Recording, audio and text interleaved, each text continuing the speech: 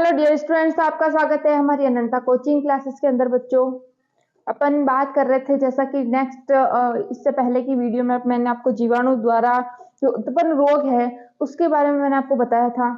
अपन अब पढ़ेंगे बच्चों विषाणु द्वारा उत्पन्न रोगों के बारे में, है ना। अपन एक एक टॉपिक उठा के चल रहे हैं, आराम से अपनी क्लासेस चल रही है कंटिन्यू।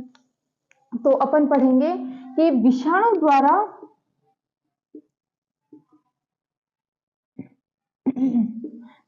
द्वारा उत्पन्न रोग, है ना। कौन कौन से रोग है जो विषाणु द्वारा उत्पन्न होते हैं। जीवाणुओं से मैंने टोटली आपको बता दिए, एक एक के बारे में अपन ने डिटेल में भी समझा था, अच्छे से समझा था। फिर देखो विषाणु द्वारा जो रोग है वो है बच्चों, पहला देखो जुकाम, दूसरा पोलियो, तीसरा एड्स, चौथा डेंगू ज्वर, ट्रोकोमा, रेबीज, मोनिजाइसिस, चेचक और छोटी माता। छोटी माता और चेचक के बारे में और जुकाम, इन तीनों के बारे में तो आपने सुन रखा होगा। जुकाम में तो नॉर्मली सबको पता है, घरों में अपन देखते रहते हैं, आता रहता है। छोटी माता आपको पता है साल में एक बार आती है, साल में एक बार या एक अपनी शायद लाइफ के अंदर एक या दो बार ही आती है छोटी माता। और एक बड़ी माता जिसको अपन चेचक बोलते हैं, बड़ी माता को तो एक लाइफ में एक या दो बार ही आती है। उसके बाद क्या होता है, अपनी बॉडी उनके एंटीबॉडीज बना लेती है, उनसे लड़ने के लिए एंटीबॉडीज तैयार कर लेती है अपनी बॉडी के अंदर, जिससे वो सेकेंड टाइम जो है ये रोग अपने को नहीं होता। इसकी वैक्सीन भी अब तैयार हो जाती है अपनी बॉडी के अंदर, ठीक है। तो छोटी माता में क्या होता है कि बच्चे छोटी छोटी बूंदे निकलती है, बिल्कुल छोटे छोटे दाने जैसी स्ट्रक्चर निकलती है रेड कलर की, पूरी बॉडी के अंदर संक्रमित होती है। इससे बुखार आता है, काफी टाइम बुखार आता है। ये 7 दिन 8 दिन ये रहती है, 7 दिन 8 दिन ये कंटिन्यू रहेगी, फिर अपने आप ही ये खत्म हो जाती है। लेकिन इसकी वजह से क्या, बॉडी के अंदर कमजोरी बहुत ज्यादा आ जाती है, बॉडी कमजोर पड़ जाती है अपनी, है ना। तो छोटी माता का तो कोई इश्यू है नहीं बच्चों, वेरियोला नामक वायरस से होती है। चेचक भी वेरियोला नामक वायरस से होता है, छोटी माता भी वेरियोला नामक वायरस से होती है। अपनी पूरी बॉडी पे छोटे छोटे लाल कलर के दाने हो जाते हैं और अपना पूरी बॉडी जो है वो कमजोर पड़ जाती है, बुखार आ जाता है, शरीर ऐसा लगता है टूटने लगता है ना। तो ये सप्ताह भर तो इसका असर रहता है। उसके बाद ही लाइफ में एक ही बार होती है, लेकिन उसके बाद क्या होता है कि यहाँ अपनी बॉडी जो है इसके एंटीबॉडी तैयार कर लेती है, दूसरी बार आने के चांस नहीं रहते। मतलब अपनी प्रतिरोधक क्षमता अपने लड़ने की अपनी बॉडी के अंदर तैयार हो चुकी होती है। ये ना एक व्यक्ति से दूसरे व्यक्ति में फैलती है, ये संक्रामक होती है।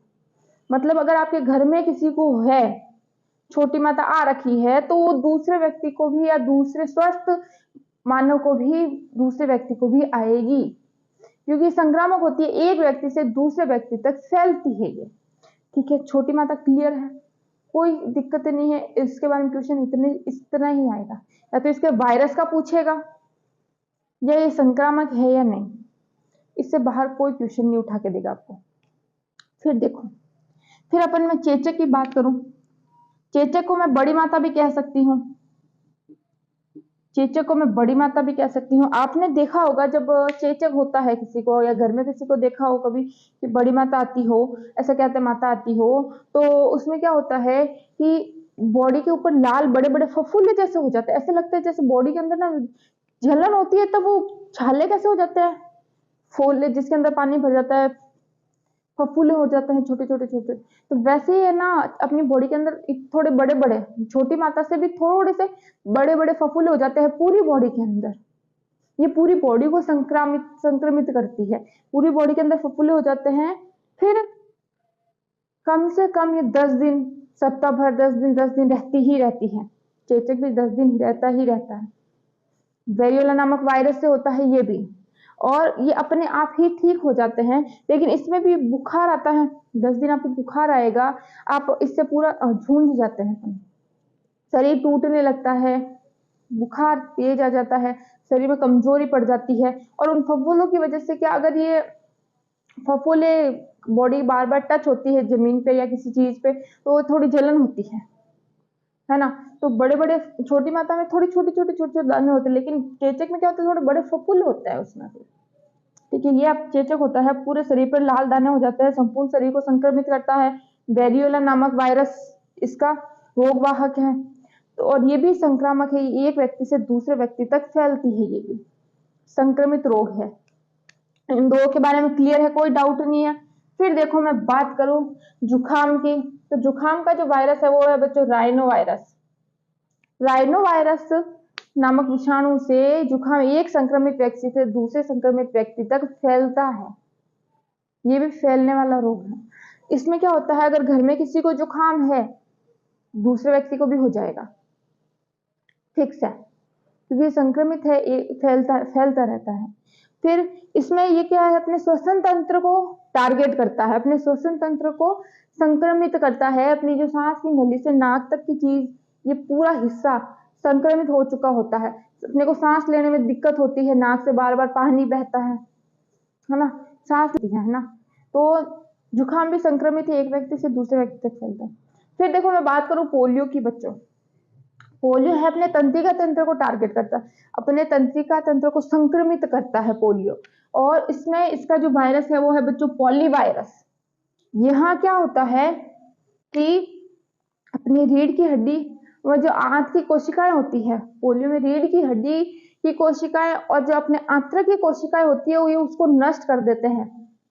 ये विषाणु उन कोशिकाओं को ही नष्ट कर देते हैं, मतलब अपने पूरे तंत्रिका तंत्र को टारगेट करते हैं। अब इसके टीके की खोज भी हो चुकी है, किसने की, जोनास साल्फ नामक साइंटिस्ट ने की थी, जोनास साल्फ नामक साइंटिस्ट ने की थी। इसके टीके की खोज भी हो चुकी है। आपको पता है पोलियो के टीके तो बच्चों को, जब बच्चा जन्म लेता है उससे 1 साल भर के अंदर अंदर उसको टीके लगा दिए जाते हैं पोलियो के, ताकि वो पहले ही लगा दिए जाते हैं, पहले ही अपनी बॉडी के अंदर वो वैक्सीन तैयार कर ली जाती है ना, ताकि नेक्स्ट आने वाले टाइम के अंदर इससे जूझना ना पड़े, इस पोलियो से जूझना ना पड़े। इसके पोलियो के टीके, पोलियो की दवाई बच्चों को पहले ही पिला दी जाती है, ताकि अपनी बॉडी के अंदर, अपनी जो बॉडी है इसकी एंटीबॉडी बना ले लड़ने की, है ना। तो फिर देखो बच्चों आपके सामने है डेंगू ज्वर। डेंगू ज्वर का जो वायरस है वो बच्चा एडिस एजिप्टी, एडिस एजिप्टी नामक वायरस से डेंगू ज्वर होता है।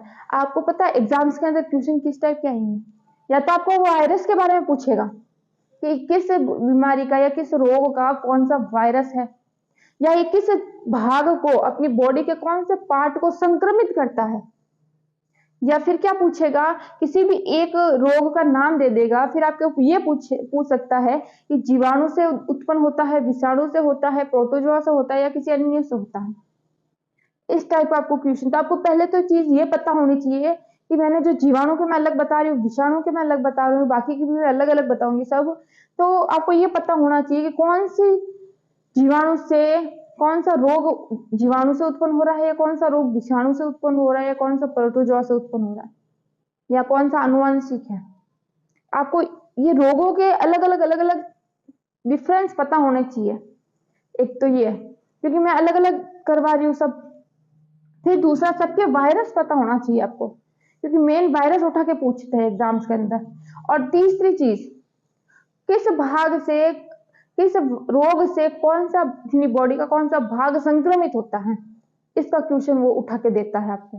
फिर देखो अपन बात कर रहे थे डेंगू ज्वर की, मतलब डेंगू का बुखार जो होता है एडिस एजिप्टी नामक वायरस से होता है। अपने पूरी बॉडी का दर्द होता है, पूरी बॉडी पेन करती है अपनी, है ना, पूरी बॉडी संक्रमित हो जाती है, तेज बुखार होता है, आंखें, जोड़े, पूरे शरीर के अंदर दर्द होता है, पूरी शरीर की हड्डियां दुखती है, ऐसा लगता है जैसे हड्डियों के अंदर पेन हो रहा है ना। डेंगू का बुखार होता है, यह भी हफ्ते भर रहता है बच्चों, डेंगू का बुखार, ठीक है। ये भी डेंगू का जो बुखार होता है वो भी हफ्ते भर रहता है। इसमें आंखें लाल हो जाती है, पूरा शरीर दुखता रहता है, बहुत तेज बुखार होता है। फिर इसके वायरस का नाम जरूर ध्यान रखना, एडिस एजिप्टी नामक वायरस। एक बार इसका स्क्रीनशॉट ले लेना, फिर मैं हो गया, ठीक है। फिर देखो मैं आपको बात करूं एड्स की, एड्स की बात करूं, इसका जो वायरस है बच्चों HIV, human immuno deficiency virus, human immuno deficiency virus, HIV virus होता है एड्स का। तो एड्स का जो है AIDS, acquired immuno deficiency system, पूरा इसका नाम होता है बच्चों। इसका तो 100% पूछते हैं। एड के वायरस का नाम HIV प्लस ये किसको संक्रमित कर, ये है ना WBC को संक्रमित करता है, WBC को नष्ट कर देता है ये पूरी तरह से, जिसकी वजह से क्या होता है, भूख नहीं लगती है, शरीर के अंदर कमजोरी आती है, रोग प्रतिरोधक क्षमता जो होती है अपनी नष्ट हो जाती है, अपने मतलब ऐसा लगता है बॉडी पूरी कमजोर हो रही है, किसी भी रोग से लड़ नहीं पा रही है ना। और इसकी वजह से तो मौत भी हो जाती है, इतना डेंजर है क्योंकि ये रोग है, थोड़ा डेंजर पड़ता है, इसलिए इसकी वजह से मृत्यु भी हो जाती है।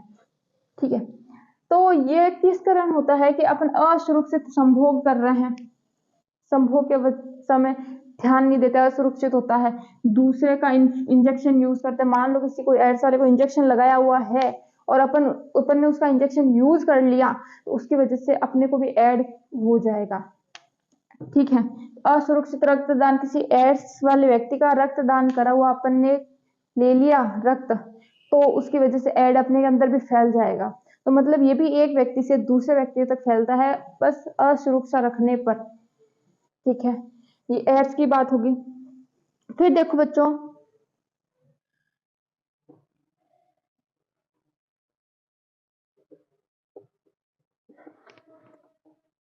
फिर मैं बात करूं बच्चों ट्रोकोमा की। अपने घरों में सुना होगा, पता है, आंखें लाल हो जाती है, आंखें दर्द करने लगती है, मतलब अपन कहते हैं ना आंख आना, सुना है कभी, कहते हैं ना अपन आंख आ गई है, पूरी तरह से लाल हो जाती है, आंखें दर्द करने लग जाती है, तो वो कोई आंख आना ऐसी एक तरह की बीमारी है, ट्रोकोमा जिसे बोलते हैं अपन। इसका जो वायरस है ना बच्चों, क्लेमीडिया ट्राकामेडिस, इसका जो वायरस है क्लेमीडिया ट्राकामेडिस वायरस है, ज्यादा टाइम नहीं रहता, थोड़े टाइम तक रहता है, 10 दिन रहता है। तो इसमें आंखें जो होती है अपनी बिल्कुल लाल हो जाती है और आंखें थोड़ी अलग से दिखने लगती है, पता चल जाता है कि कुछ आंखों में प्रॉब्लम है, आंखों में कुछ ना कुछ रोग हुआ है। ठीक है, तो उसको ट्रोकोमा नामक रोग बोला जाता है बच्चों। रेबीज रोग की बात करूं मैं, रेबीज रोग में क्या होता है, एक तो रेब्रो वायरस या फिर लीसा वायरस, रेब्रो या लीसा वायरस के द्वारा होता है।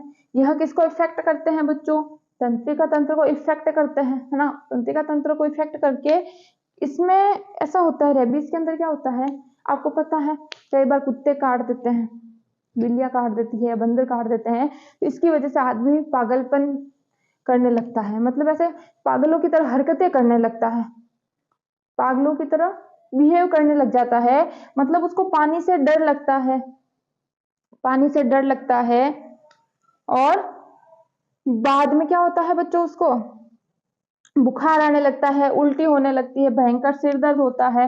ये किसकी वजह से होता है, कुत्ते कई बार काट लेते हैं, कुछ बिल्लियां काट लेती है, बंदर काट लेता है, इसकी वजह से ये बीमारी होती है जिसे रेबीज बोला जाता है। वह जीभ बाहर निकालता है, मतलब बिल्कुल एक पागल की तरह हरकतें करता है। ठीक है, क्लियर है यहाँ तक। इसके टीके की खोज कर दी, इसके टीके की खोज करने वाला था बच्चों लुईस पाश्चर नामक वैज्ञानिक, इसके टीके की खोज करने वाला था लुईस पाश्चर नामक वैज्ञानिक था। रेबीज नामक रोग है, कुत्ते बिल्ली बंदर के काटने से होता है, इसमें व्यक्ति पागलपन हरकतें करता है, उल्टी आती है, बुखार आता है। ठीक है, फिर भयंकर सिर दर्द होता है। फिर देखो मैं बात करूं मेनिंजाइटिस रोग की, जो विषाणु से होता है। इसके रोग का वायरस का नाम है निसेरिया मेनिंजाइटिस, मेनिंजाइटिस मस्तिष्क को संक्रमित करता है, मस्तिष्क के ऊपर अटैक करता है, सीधा मस्तिष्क को टारगेट करेगा। क्या होता है, तेज बुखार आता है और तेज बुखार आने के बाद उसको बेहोशी आने लग जाती है, बहुत तेज बुखार आएगा पहले, उसके बाद में उसको बेहोशी आने लग जाती है।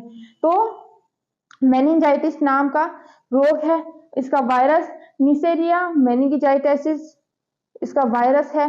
देखो एग्जाम्स के अंदर मेन तो वायरस पूछते हैं, जिस एक रोग का नाम उठा के दे देगा ये पूछेगा इस रोग का वायरस का नाम बताओ, ये आप ऑप्शन देगा। फिर या तो वो पूछेगा, एक रोग उठा के देगा ये किससे होता है, जीवाणु से, विषाणु से या प्रोटोजोआ से, अन्य किसी से, ऐसे क्वेश्चन उठा के देगा। या फिर एक वायरस का नाम दे देगा कि इस वायरस से कौन सा रोग होता है, तो कोई भी रोग उठा के दे देगा।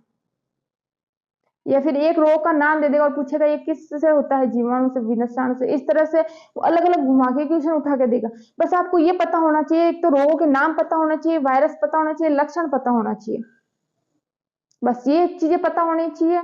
प्लस ये पता होना चाहिए कि जीवाणुओं से कौन से रोग होते हैं, विषाणुओं से कौन से रोग होते हैं, प्रोटोजोआ से कौन से होते हैं और आनुवंशिक रोग कौन से होते हैं।